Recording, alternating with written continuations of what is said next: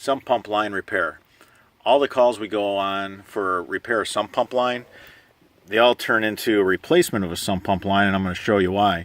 This sump pump line quit working, so the homeowner had to just have a handyman temporarily plumb something to get the water out from behind the house. They fail because they're done wrong. The failure of sump pump lines 90% of the time are because they were done wrong. So this here is just a thin wall. A thin wall storm and sewer pipe. It's not what you're supposed to be using for a sump pump line. You want to use Schedule 40. That's a 3-inch. I prefer 4-inch. You go up in diameter and you increase the strength. That collapsed because it's a very thin pipe and it doesn't take much for failure. The new pipe is going to be right where you see the sprayed line.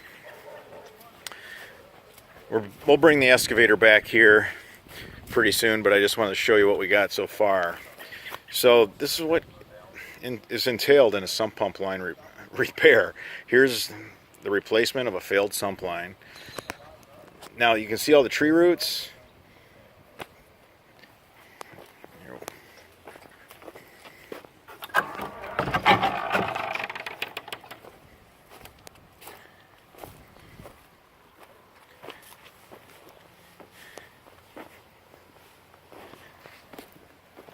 You want to go with a real heavy wall pipe. That's what we prefer. Schedule 40 is to code, and then we like the 4-inch. It's really strong and endures a lot. Right here we went underneath the electrical. Notice how it looks just like the tree roots. You have to really be careful. And then we went underneath the walk. And we're putting a pipe underneath the gas line right now.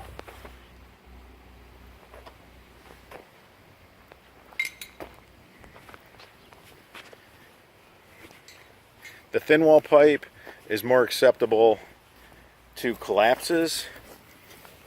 Here's the failure. It wasn't going to be a repair because it was just going to happen again.